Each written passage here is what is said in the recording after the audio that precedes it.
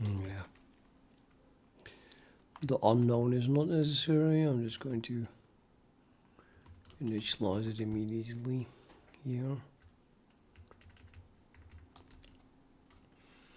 So either up or down, depending on, I guess, the value of the LTW.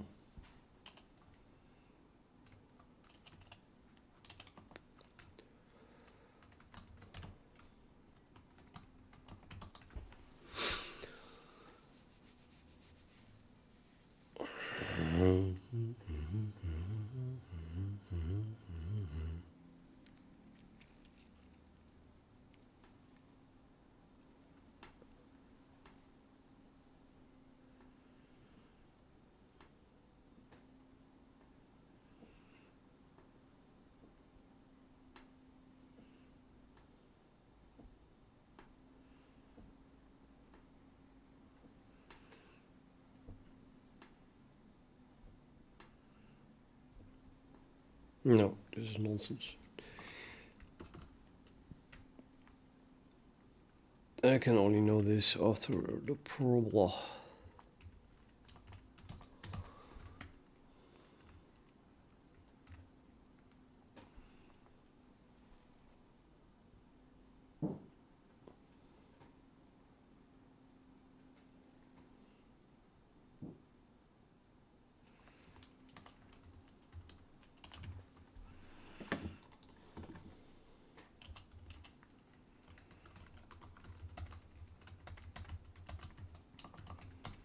Only set it once.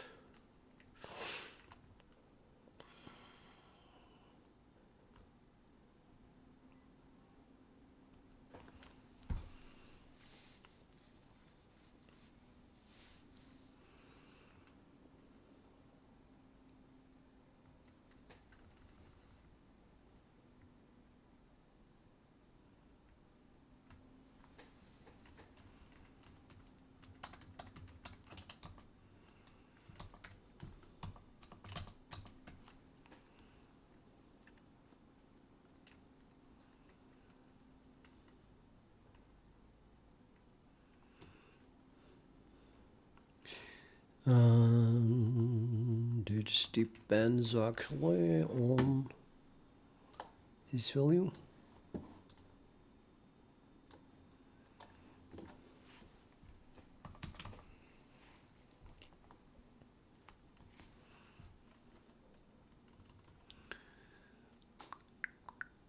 If this is larger than 0, then the parabola is going to infinity if w goes to infinity, or w goes to minus infinity. So we go down. Okay, well, the other way around then.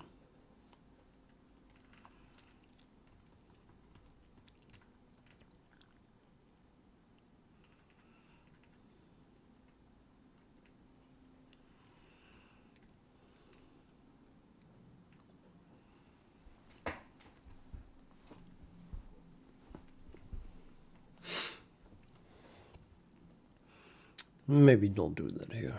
Let's do it lower.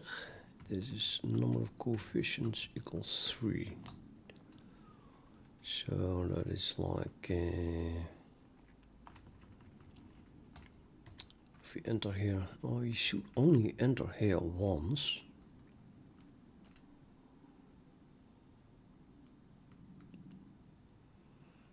There's no need to test if it is unknown. It just will be unknown. Which also means that by the time we get here, it will definitely be defined.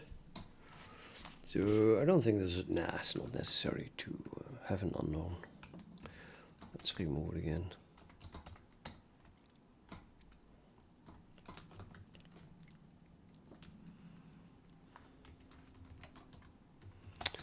Direction.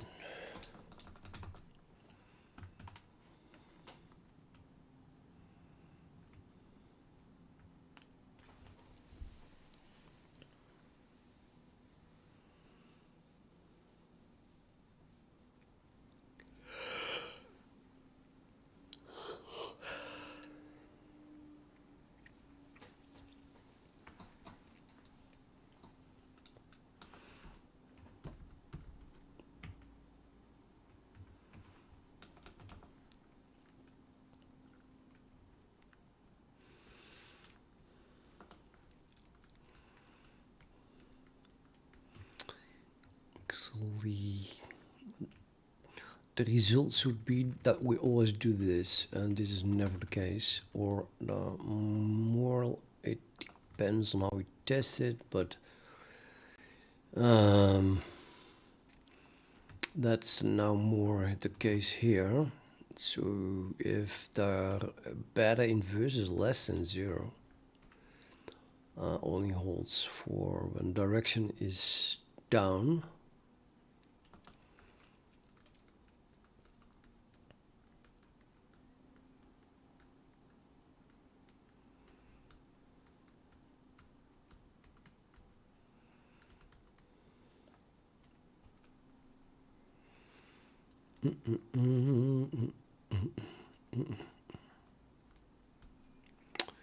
Shall I always turn around? No, probably not.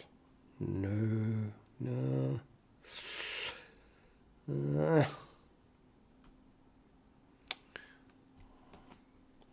No overview apparently, because I don't understand. I'm not sure here.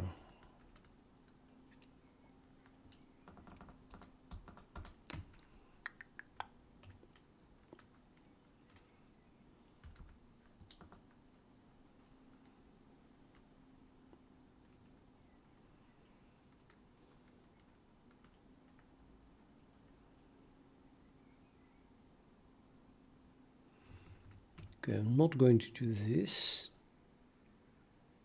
because however I test it,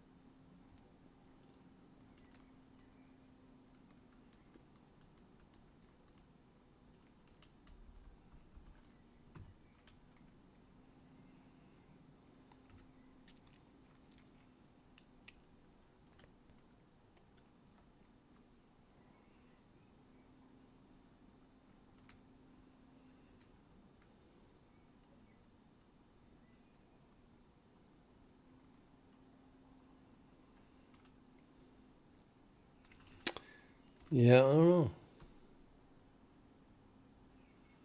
Is this correct?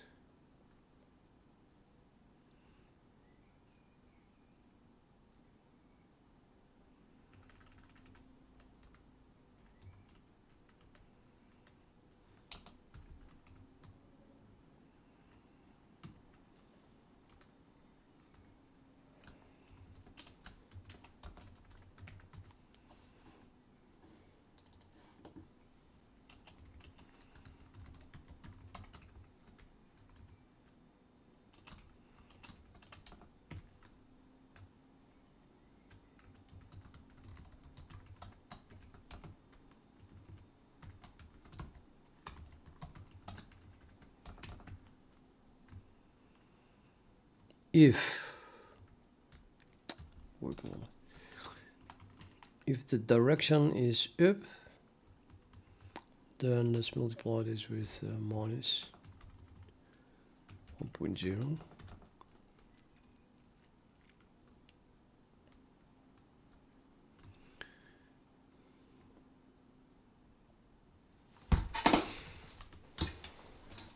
Still don't know what is the precedence here. Just keep adding parentheses, I guess. Okay, we have here, if it is up, then multiply by -1, which means if it was up, then negative is okay. If it's still negative, then I have no idea what to do. I don't think it should happen really, but we should add an assert here.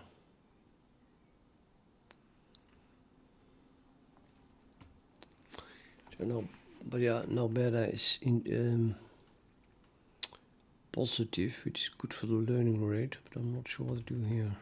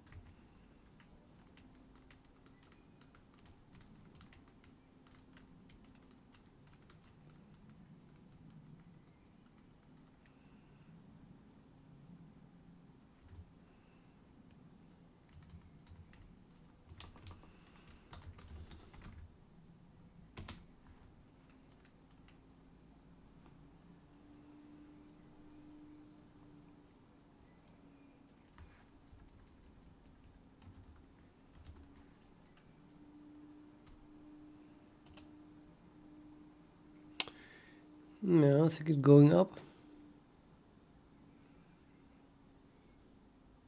Yeah, definitely. No, it's not.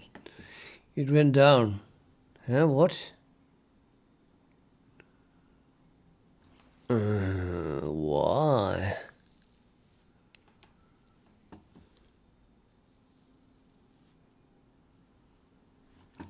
It's weird.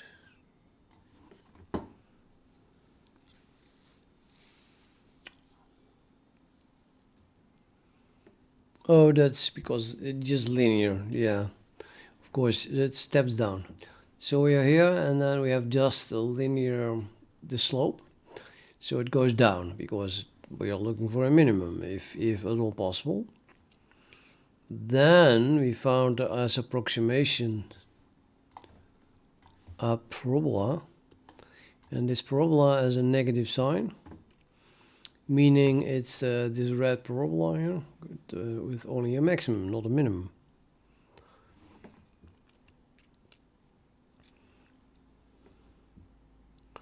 So now we change direction and we go up, and it goes immediately to 36.5 because it jumps immediately to this top here. So it overshoots the actual maximum a little bit.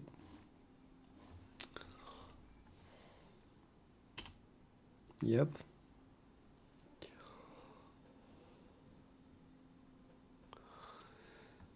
And now the top of this parabola is, well, way better. So the next thing should be a little bit less.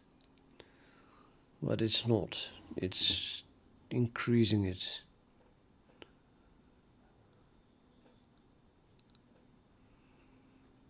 So maybe there is a sign wrong there. Because I also, at the same time, switched to the 4th degree polynomial, so we execute different code. So I try this, one more space. Yeah, it just overshoots more. And then it keeps going in the wrong direction. It desperately, so it should go faster and faster away now, yeah.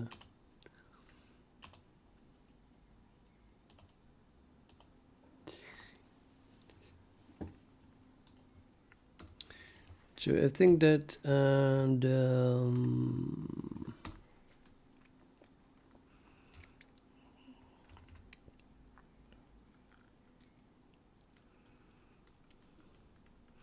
it seems that this is correct, maybe. I mean, yeah. So difficult to difficult.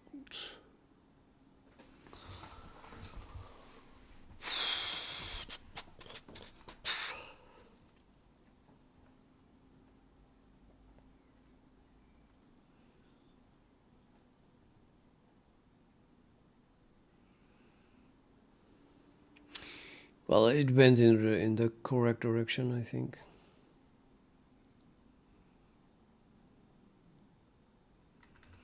Then here it didn't, and that's kind of strange, isn't it?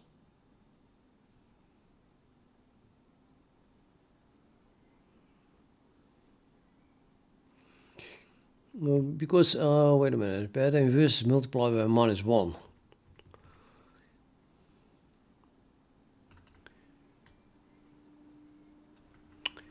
So then the learning rate is positive. That's good.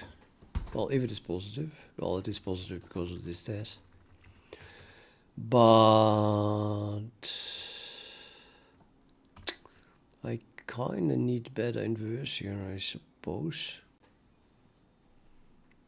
without a sign change.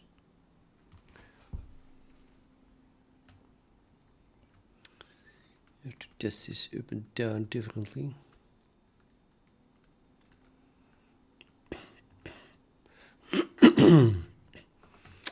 I need my direction there simply to have value. Direction.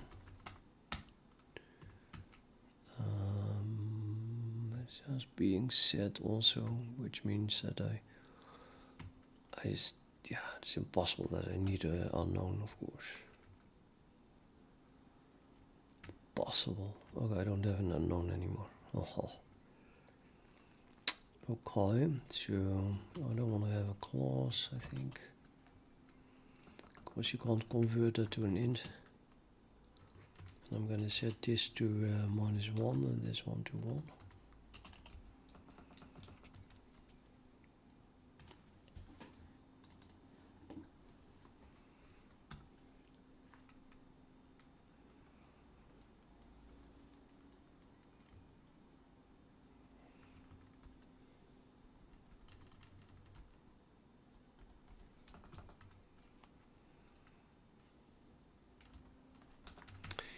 And then we're not going to do this.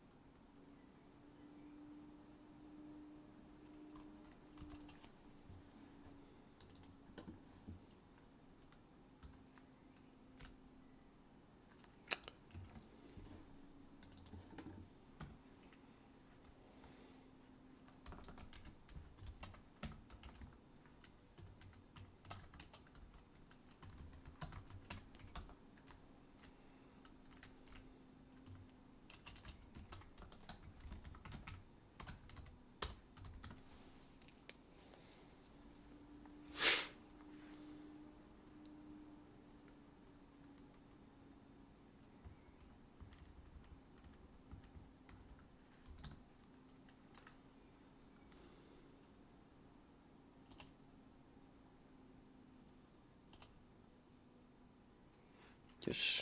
So now it goes, the overshoot is here, a little bit past it. And now I go a small step back, and then it should be at the top here. Apparently not accurate enough. Minimum reached is now found.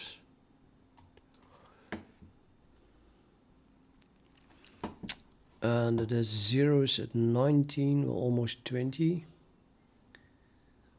And 52, which should be there. So then we found which one is better. That must be either this one or that one. Well, it should be this one, but this one is lower than that one. So the new target should become, well, yeah, that value, aka 52. And yeah, that's where we go to. Jump in 1. So it should go to this point now. Indeed. And now we are not in a minimum.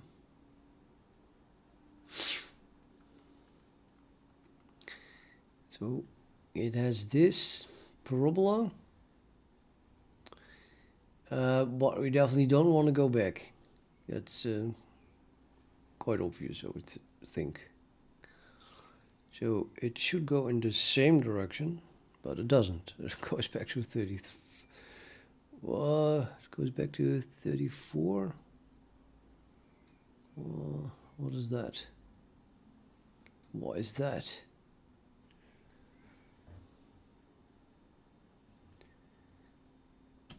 Yeah, all the way here. Yeah, that's bullshit. It should continue in the same direction.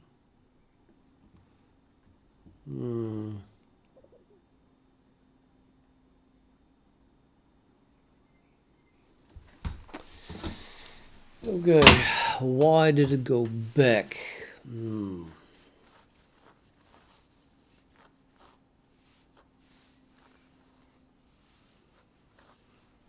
need more debug output.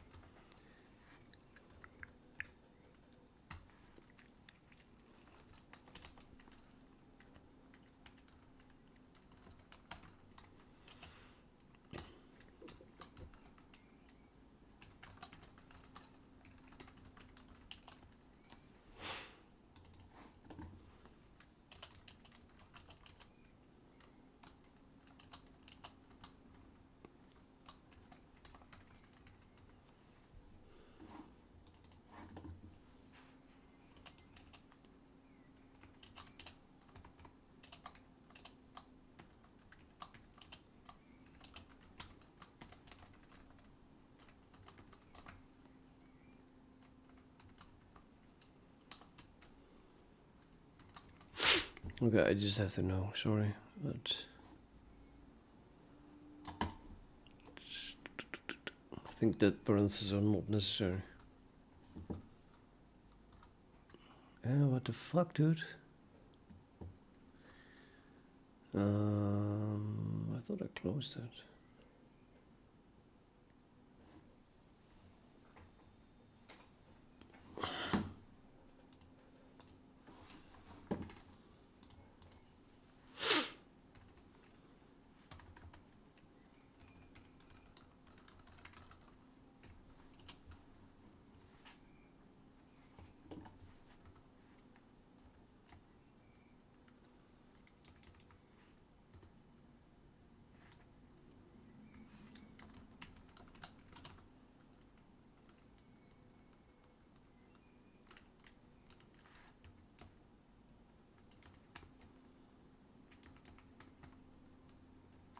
No.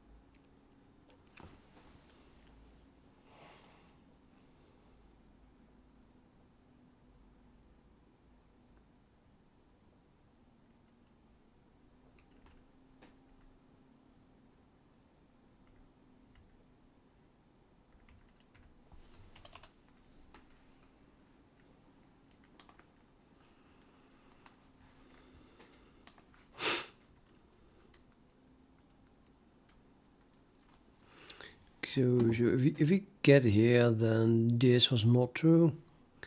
aka this is larger than 0. Aka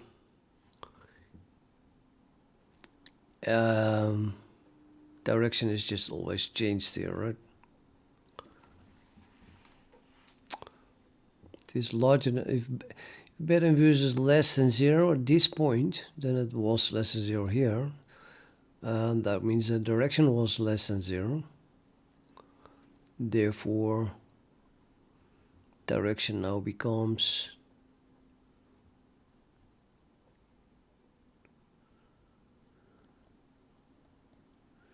nope.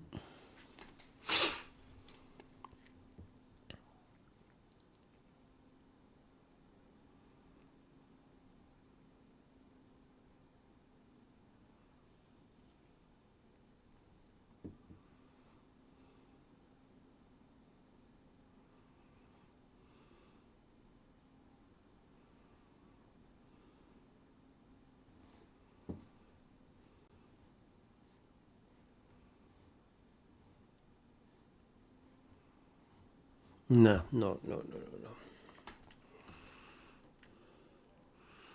We should go into the same direction.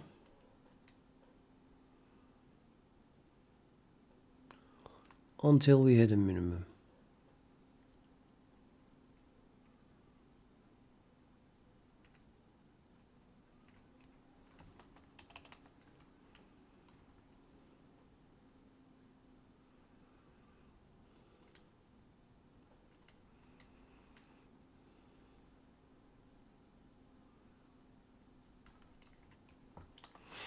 And here, really, direction should be negated. Every time.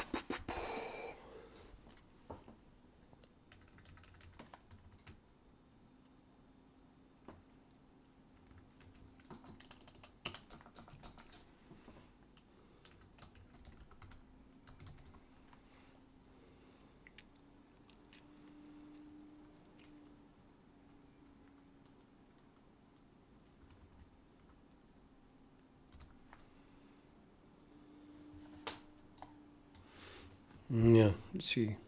Down, up, a little bit back, even better. Direction is set to down. Now we go to 52, and now the direction is still down. So, no, it goes back. Fuck.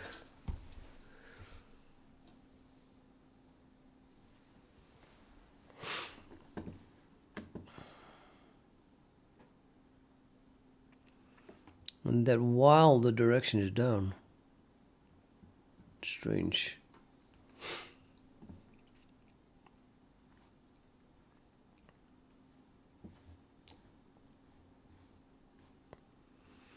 Learning rate is negative.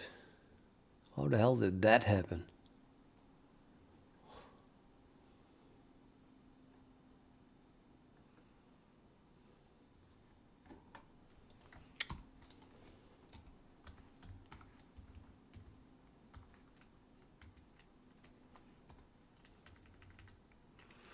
Oh, I'm setting it to that. Yeah, that is not good.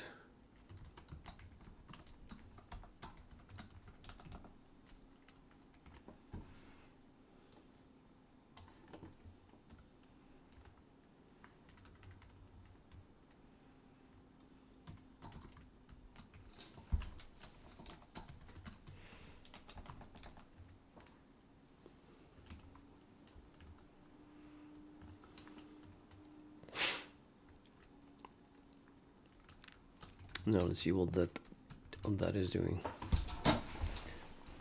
Sit like this. Straight up, feet on the ground. Beep, doing, doing, doing. Run.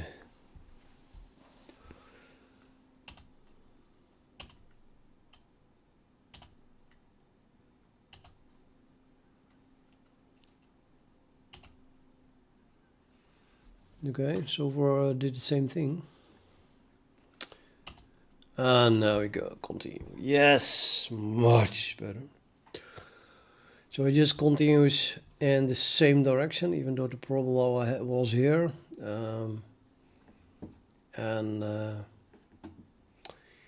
Now, since, yeah, I mean, we get 8 as a new measuring point. First we had 2 points here, and then 1 point here. Then it saw, of course, only this, well, the previous maximum. And now we see the new minimum. So we jump to the minimum, and then minimum reached. And now it says 40 is the best one of the two zeros, 40 and 73. And that is 40 is this one, and 73 is this one. And I would say that 40 must be better, or nah, it's symmetrical, so it's same value. It's by coincidence that it picked one of them.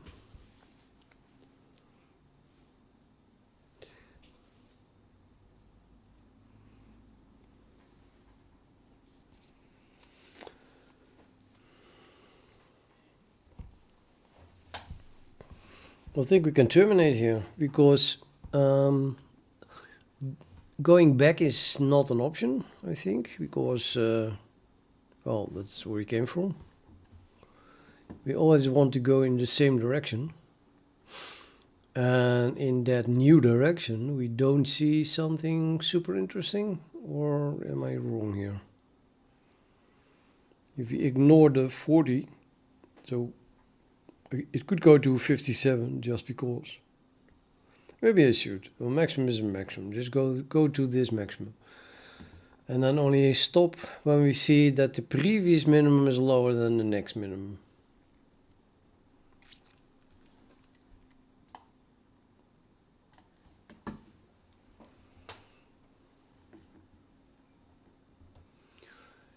Yep, so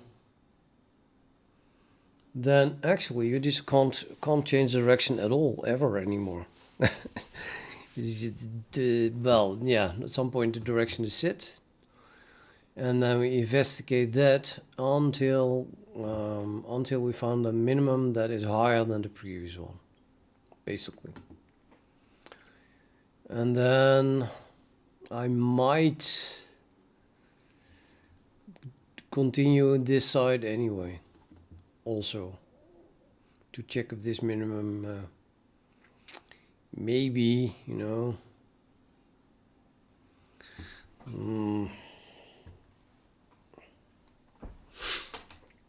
well, we already knew that. We have been here, so we already know that this one is lower than that one. There's no reason to go back.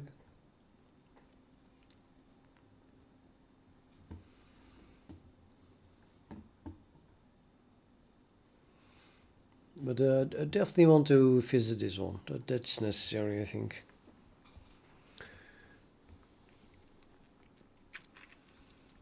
And that just means going in the same direction, picking the 0 based on the direction that we are already going into.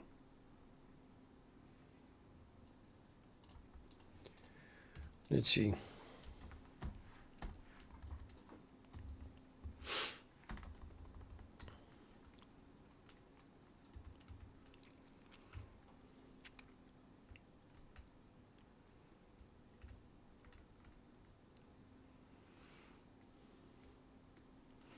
Well, not this direction actually. I want to go in the same direction in terms of W. Keep increasing W or keep decreasing W. You have to figure out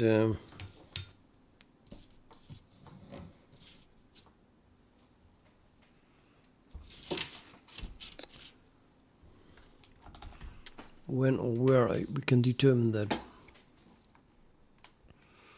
I think at the moment I find the first minimum, then it is decided that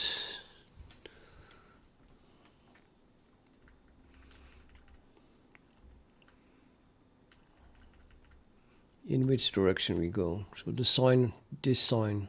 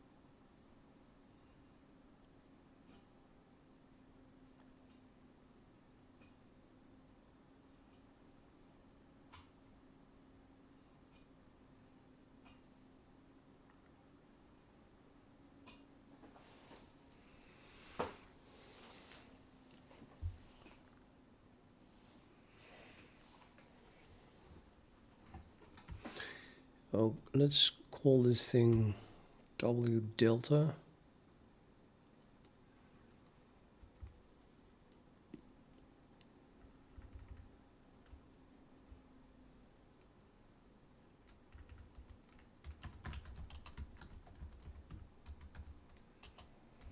Unknown 0.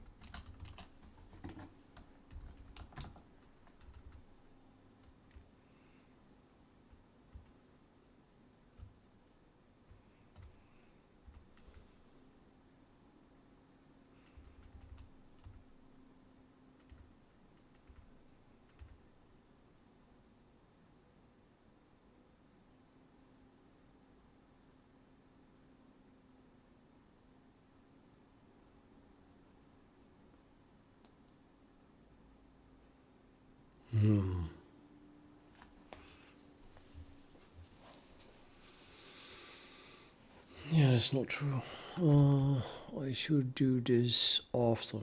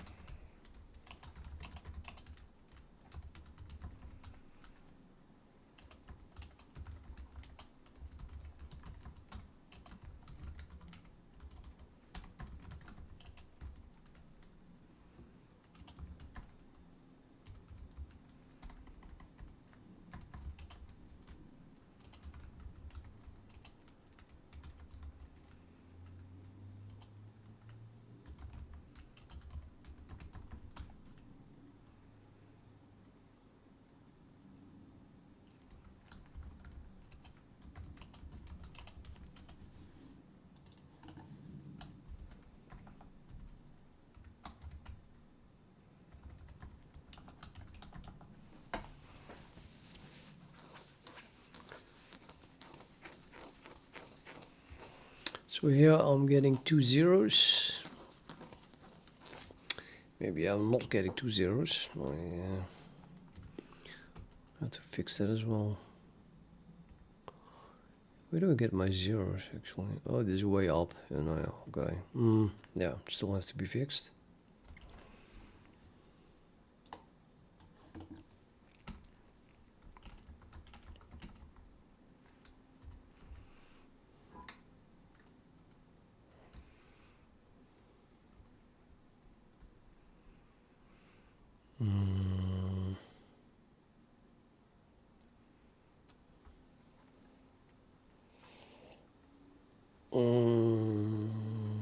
No. Yeah, I don't know. It's not really necessary actually. Well, it is necessary. It currently only works for when you have 1 0 or 2 zeros. But if there are no zeros at all, it asserts. I don't want that.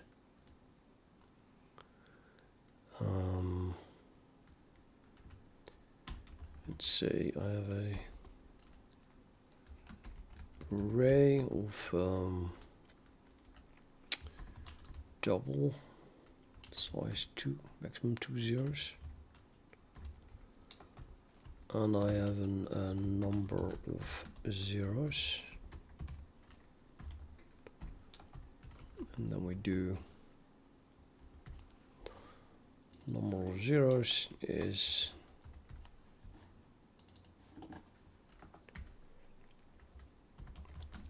get zeros or something.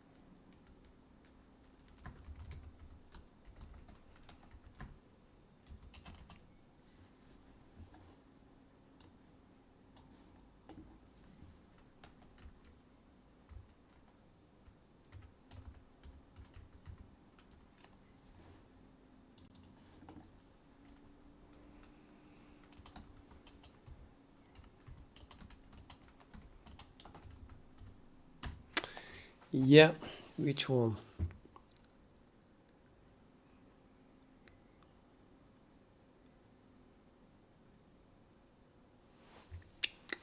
Just 0 and 1, I guess.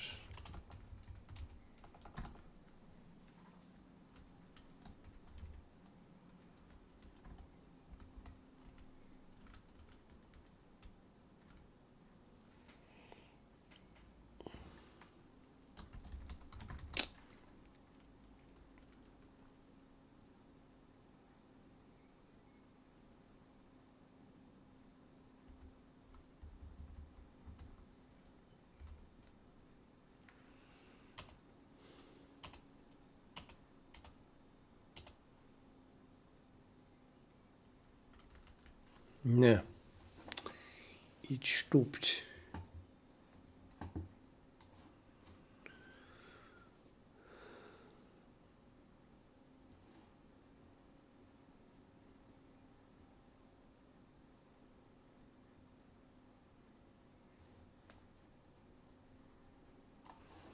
With no zeros. Dit is wrong. Let's try that again.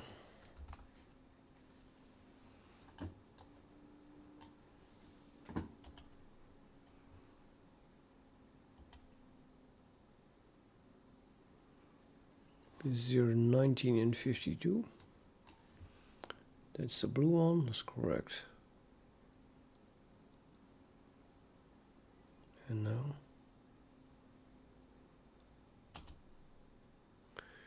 again 19 and 52.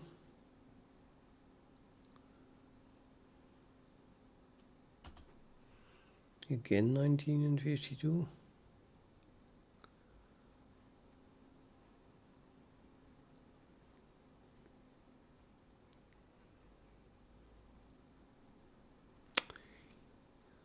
Despite, yeah, that's weird.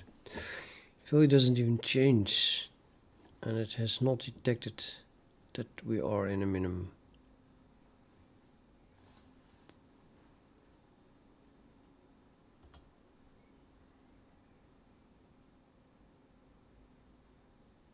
No, nothing.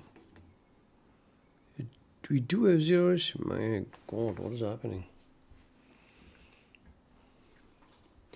I was looking at the wrong thing. See, it's just terminating because I think it thinks it's not changing.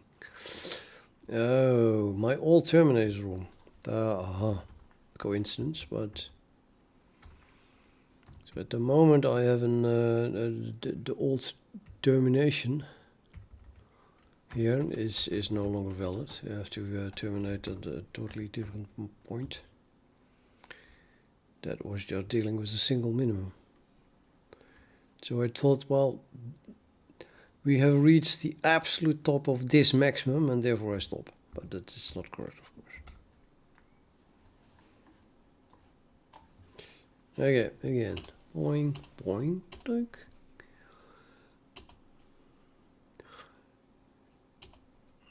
Okay, it stops. It stops again. No, why? Why me? It's as if I didn't compile it. What the F? I didn't compile it. Okay, very brilliant of me.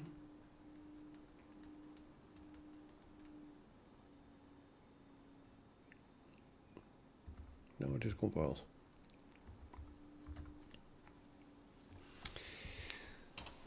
Boing, boing, boing.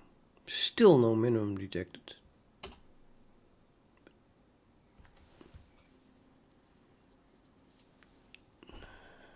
Yeah, well, my minimum detection is gone.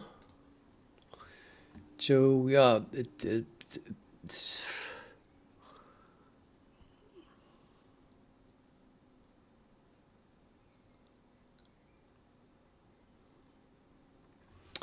this won't get any better. It just hangs in that maximum now, of course.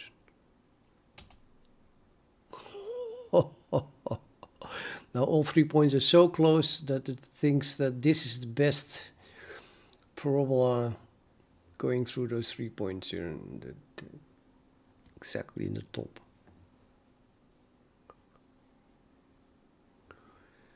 See if we crash. Yeah, we crash obviously.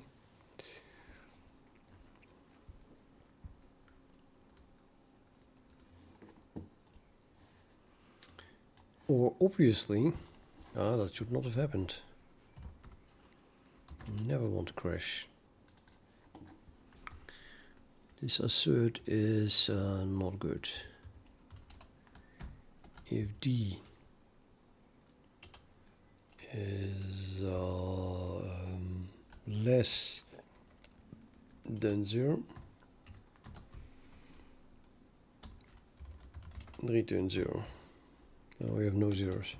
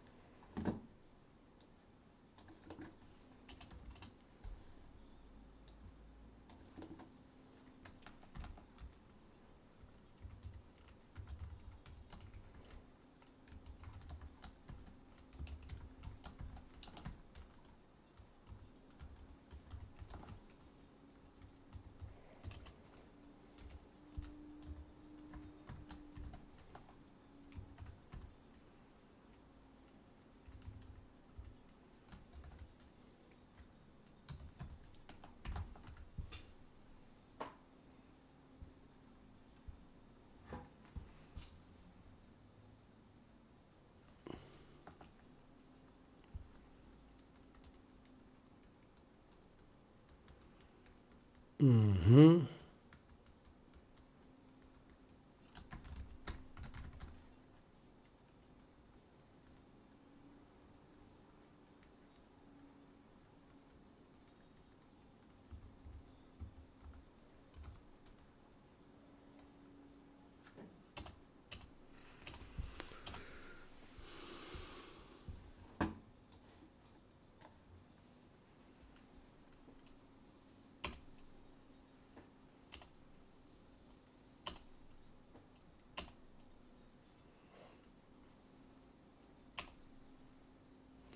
Wow, it still stops.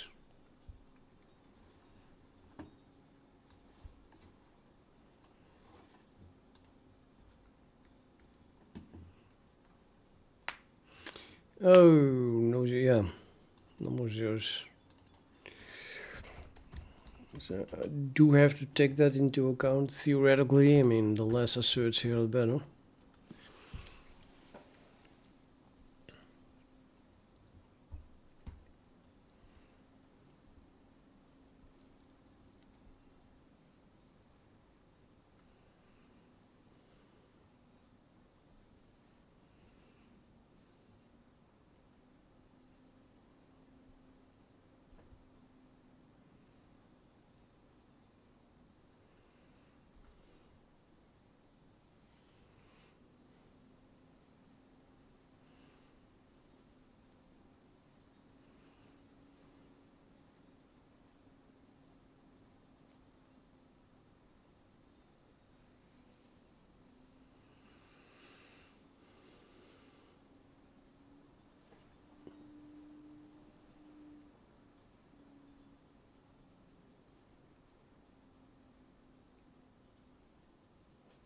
I'm just going to do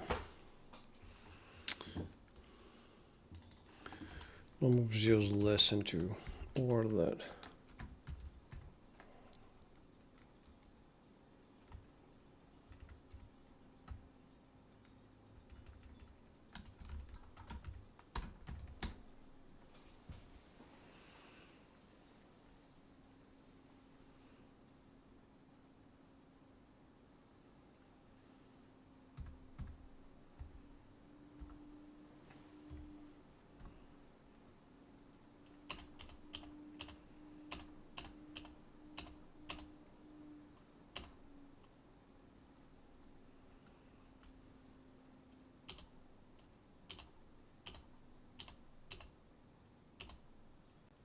I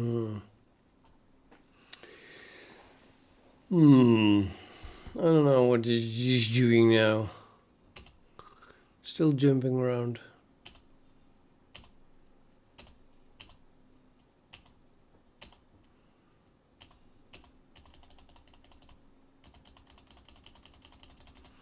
The learning rate is exploding again, or what? No.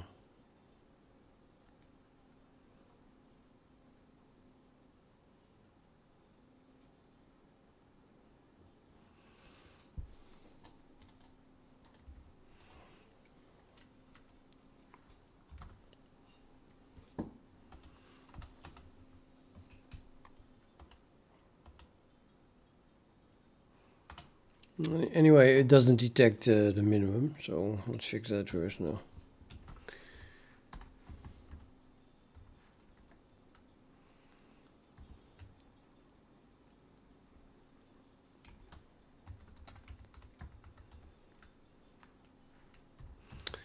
So this is never triggered at all, actually.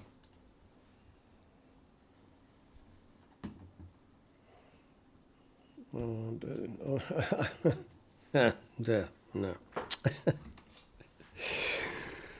Okay.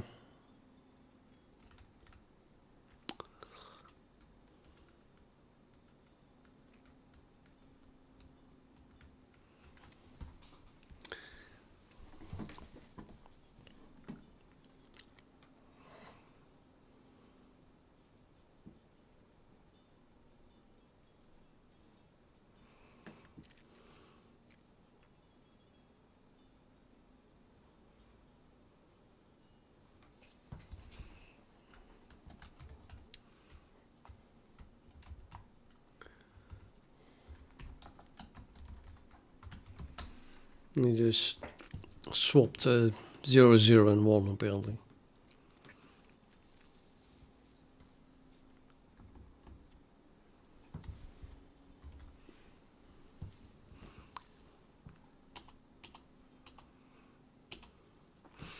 Maximum reached. Direction is set to down. Let's print what delta W is at this moment that it says that.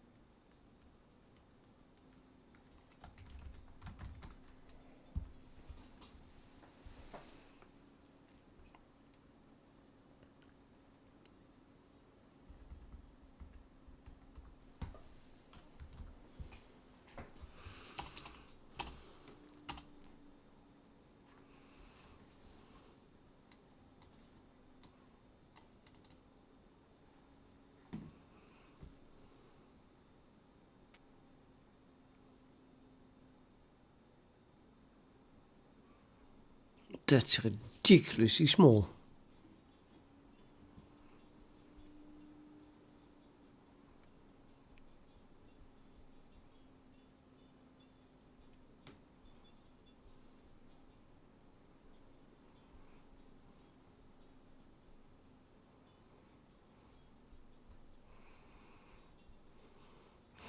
Oh, wait a minute. That was the last delta. No, we don't want that. I want a new target minus the previous value. So W delta is wrong.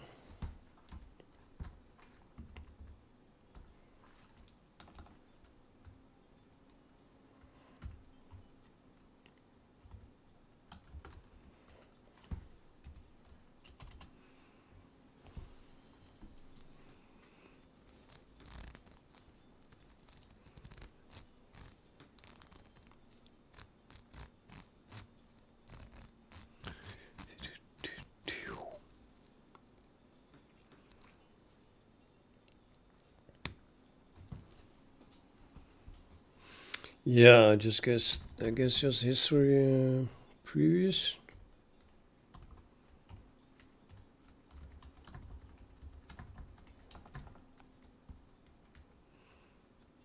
No, it's the current one.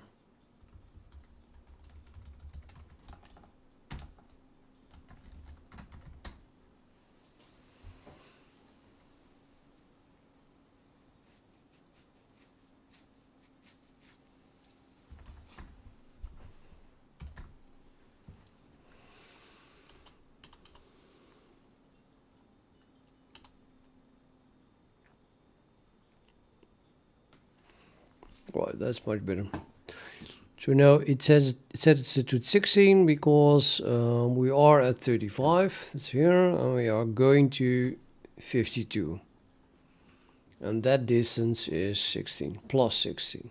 So it has been decided W delta is larger than 0. And we jump there. And now there is no minimum in this parabola, so we just keep going in the same direction.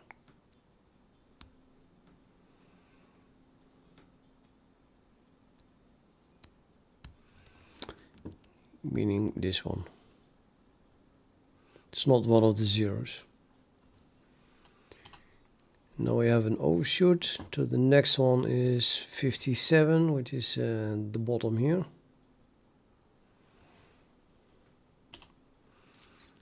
And one more for horrible accuracy, I guess. Yep, minimum reached.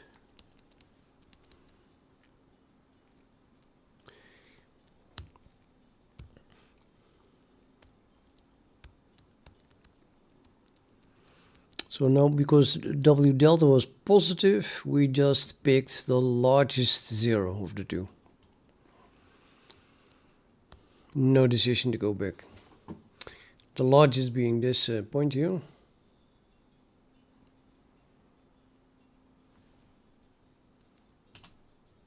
Oh.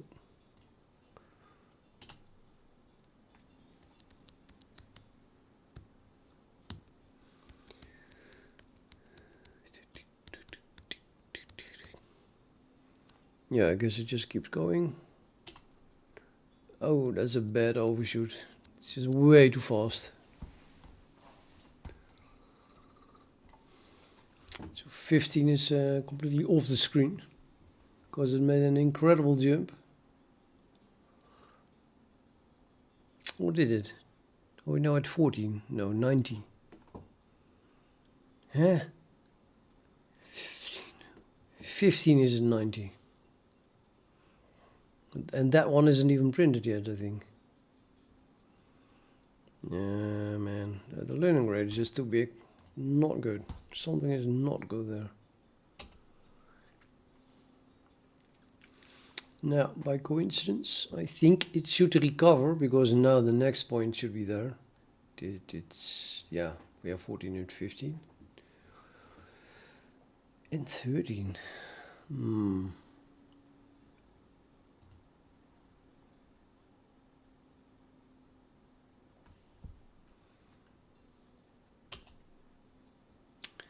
16, 17, minimum reached. Now it continues to 95.6, which is here.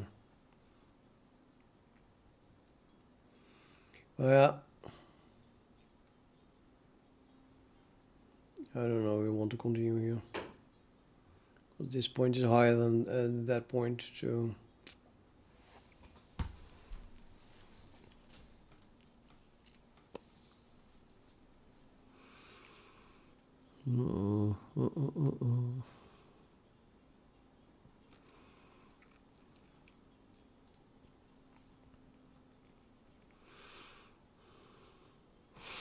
No, let's continue anyway. And then when we found this minimum, it's definitely the end, because now that minimum is just larger than this minimum.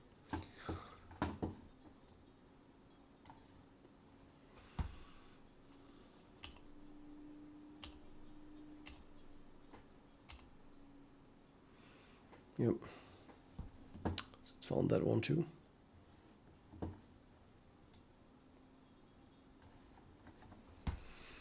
Right.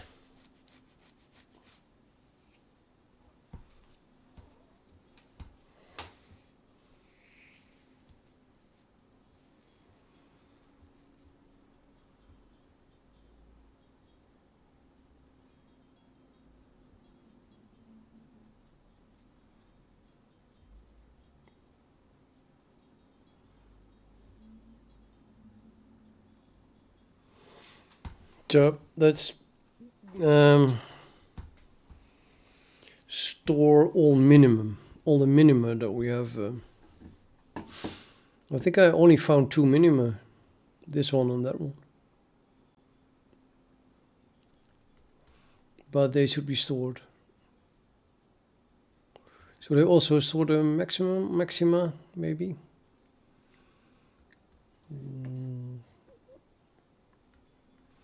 Maybe also.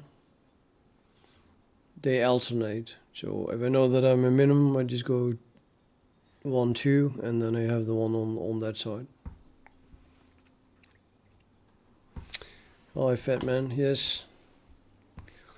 I'm always doing math. Am I not? Quit. So I read my own description again. Then we see that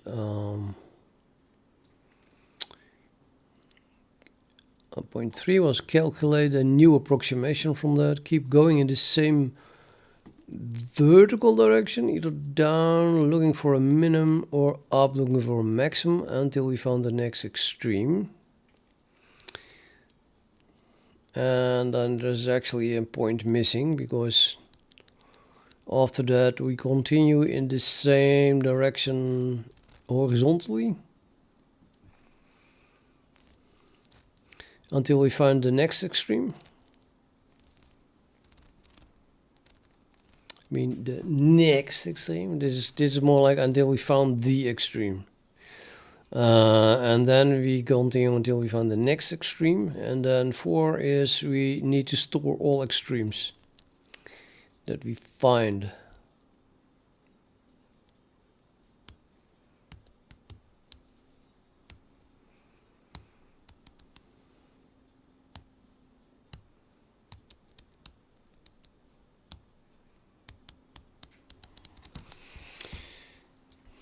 Okay, so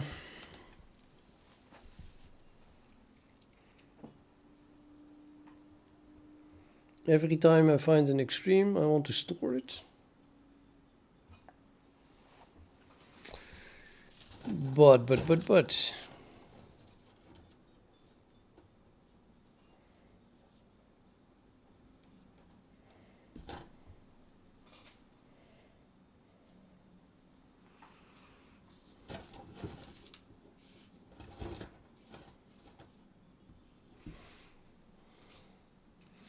I keep thinking about the multi-dimensional case, where left and right is no longer available. Instead, we have an arbitrary direction in a multi-dimensional space. So I'm kind of scared that my algorithm is going to completely break down then.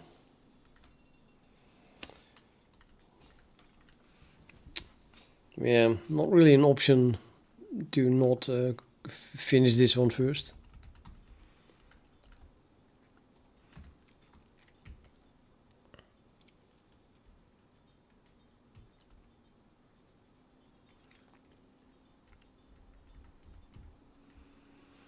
Let me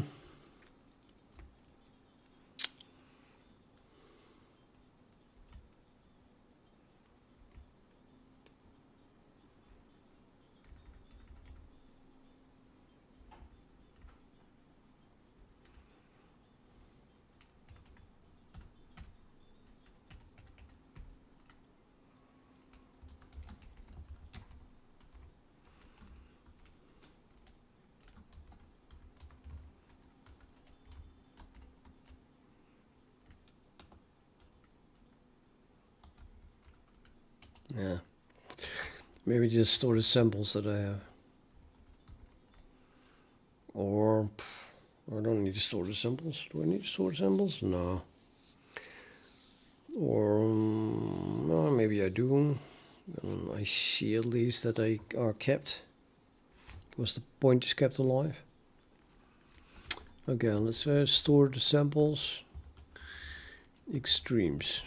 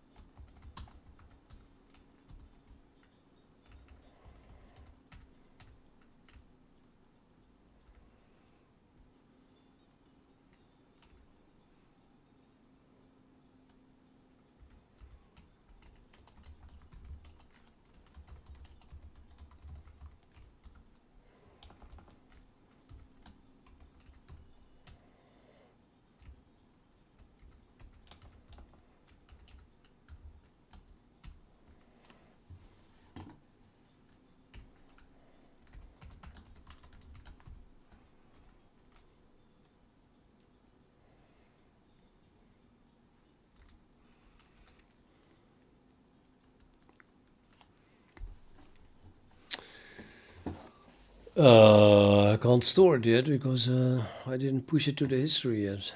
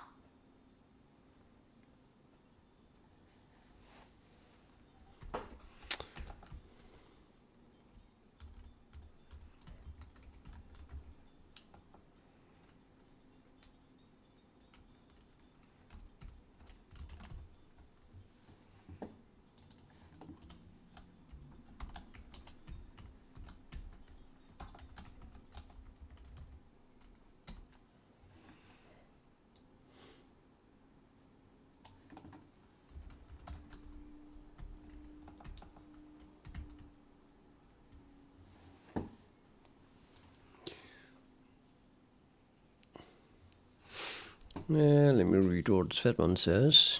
If we keep moving in the extreme direction, does it ensure that we will reach the global minima? It's not like the function is ever decreasing in one direction.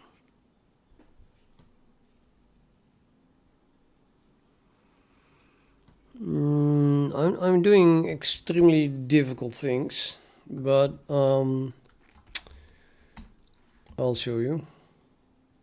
I think this is, you probably didn't watch the stream yesterday and the day before, right? I mean, and even then, it's hours and hours.